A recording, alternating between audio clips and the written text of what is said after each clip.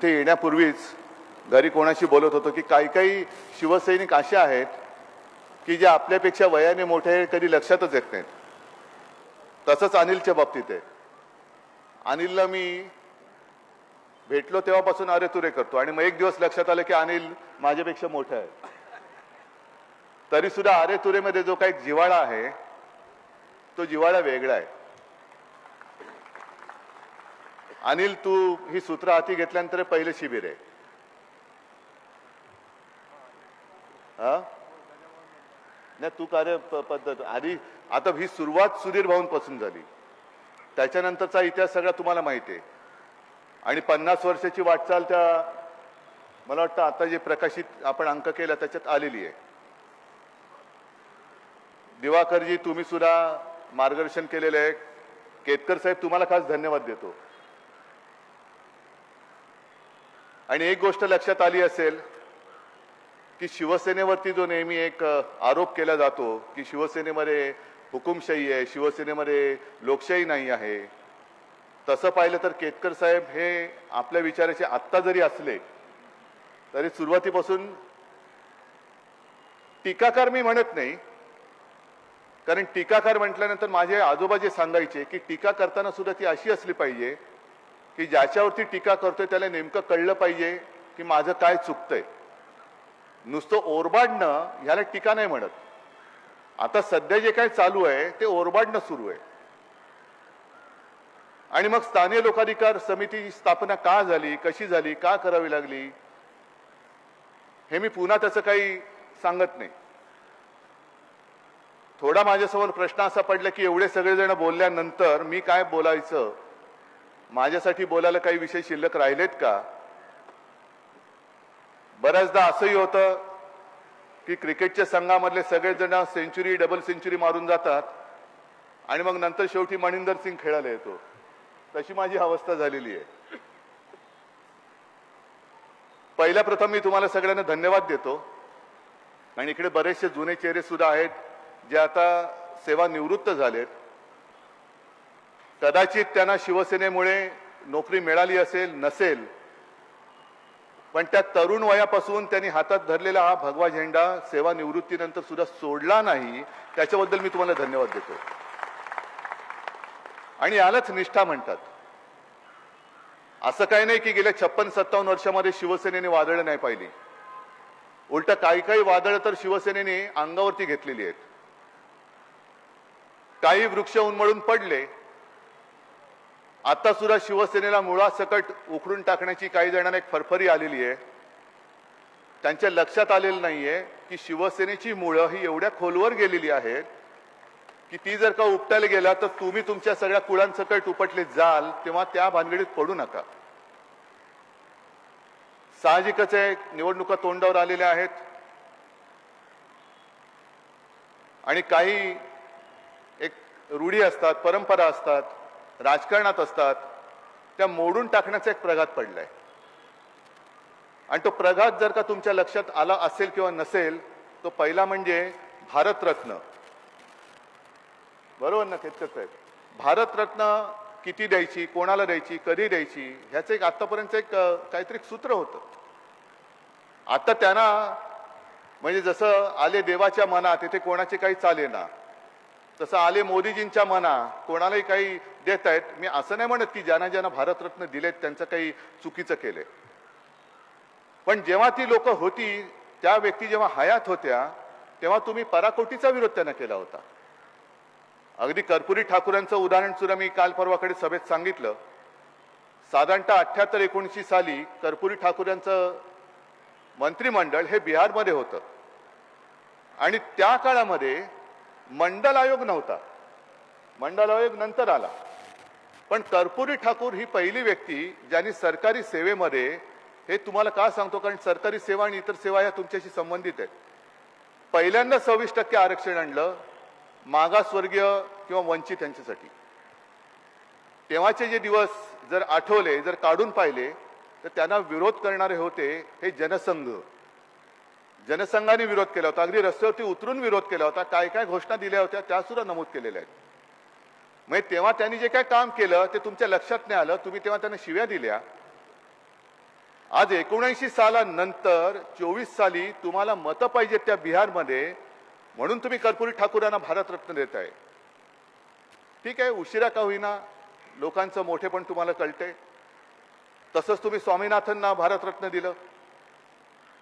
तुमच्या सगळ्यांच्या लक्षात असेल की आपण जेव्हा युतीमध्ये होतो त्यावेळेला आपण स्वामीनाथनना देशाचं राष्ट्रपती करा अशी आपली मागणी होती, कारण शेतकऱ्यांसाठी खूप मोठं काम त्यांनी केलं. आता स्वामीनाथनना तुम्ही भारतरत्न देताय, मग त्यांना भारतरत्न देण्याबरोबर स्वामीनाथननी जो काही अहवाल दिलेला आहे त्याची अंमलबजावणी सुद्धा तुम्ही करा, असा माझा तुम्हाला आग्रह आहे.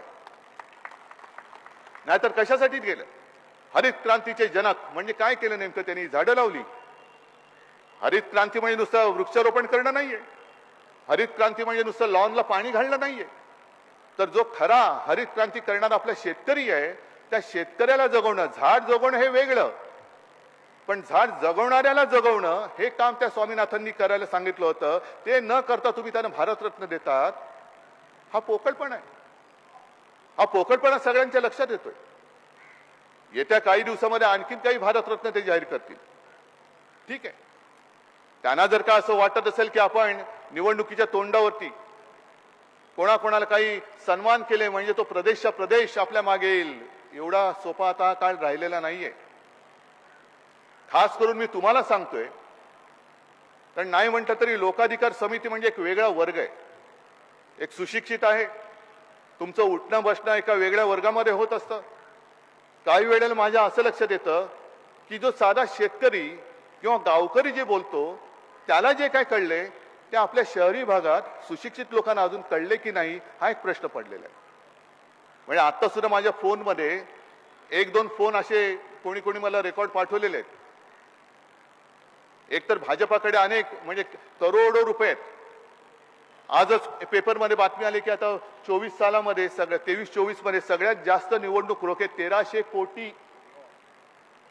कोटी हे भारतीय जनता पक्षाला मिळालेले. पैसा अमाप आहे. भाडोत्री लोक खूप आहेत. भाडं दिलं की काही मिळतं, खुर्च्या पण मिळतात आणि माणसं पण मिळतात. आणि भाड्याच्या एजन्सीज त्यांनी लावून फोन सुरू केलेत. म्हणजे कोणालाही फोन येतो की आपलं नाव अमुक अमुक काय का? हो बरोबर आहे.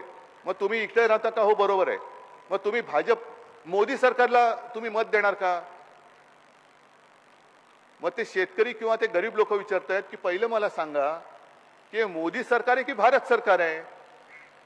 मोदी जे काय खर्च करतायत, म्हणजे हे माझ्याकडे रेकॉर्ड आहे म्हणून मी बोलतोय, माझं मत तसंच आहे, पण मला फोन नाही आलेला. मग त्या एका गरीब माणसाने विचारलं, मोदी सरकार म्हणताय, मोदी सरकार म्हणून जे काय खर्च चाललाय ते मोदी त्यांच्या खिशातून करतायत का? हा माझा देशाचा पैसा आहे, हा माझ्या भारत सरकारचा पैसा आहे. आणि ज्या योजना तुम्ही सांगताय त्या योजनांचा गॅस सिलेंडर 2014ला काय होता, आत्ता काय झालाय, काय म्हणून मी देऊ त्यांना मत? म्हणजे एका शेतकऱ्याने तर असं सांगितलंय की आजपर्यंत मी भारतीय जनता पक्षाला मत देत होतो, पण ह्याच्या पुढे एक वेळ मी कुटुंबासकट आत्महत्या करेन, पण भाजपला मतदान करणार नाही, हे त्या शेतकऱ्याचं आणि त्या गरीबाचं म्हणणं आहे. मग हा जो काही ही जी काही समज त्या लोकांना आलेली आहे की आपल्या लोकांमध्ये पसरवणं हे तुमचं काम आहे. एकूण जर का आपण अर्थव्यवस्थेकडे बघितलं म्हणजे हे माझ्याही डोक्यावरनं जातं. पण सध्या एक 4 दिवसापूर्वी दक्षिणेतल्या राज्यांनी दिल्लीमध्ये एक आंदोलन केलं. कर्नाटक मधले गेले होते लोक तिकडे. का गेले होते?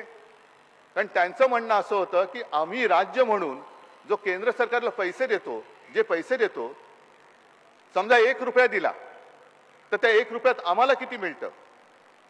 आणि काल परवाकडे लोकमत मध्ये बातमी आलेली आहे, सामनामध्ये आली म्हणून तुम्ही त्याची कदाचित म्हणाल सामनाने बातमी दिली.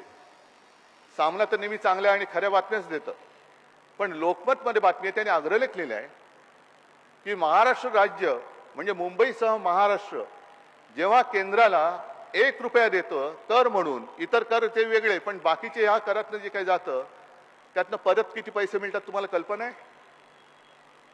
तरी विचार केलाय? 1 रुपया जेव्हा महाराष्ट्र राज्य केंद्राला देतं तेव्हा त्या रुपयातले फक्त 7 पैसे, 60 नाही 7 पैसे हे महाराष्ट्राला मिळतात.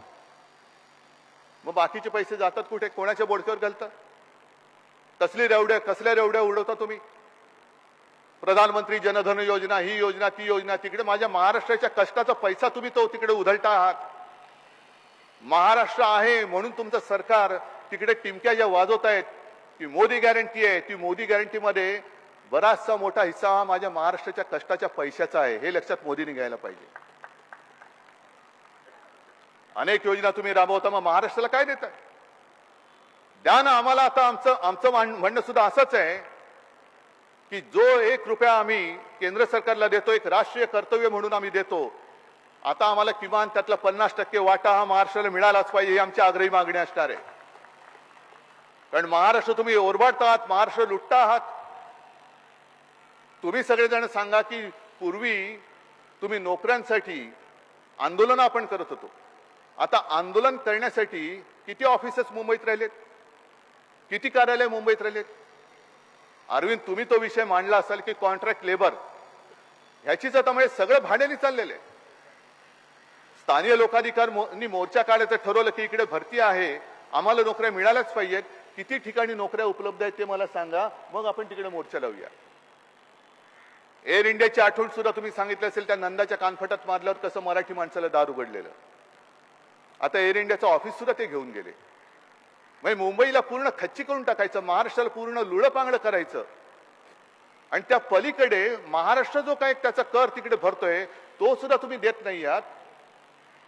आता आम्हाला आमचा हक्काचा पैसा पाहिजे आणि केंद्रात सरकार आल्यानंतर हा कायदा बदलण्यासाठी मी स्वतः आग्रह केल्याशिवाय राहणार नाही केंद्र सरकारला. आम्हाला आमच्या हक्काचा पैसा पाहिजे.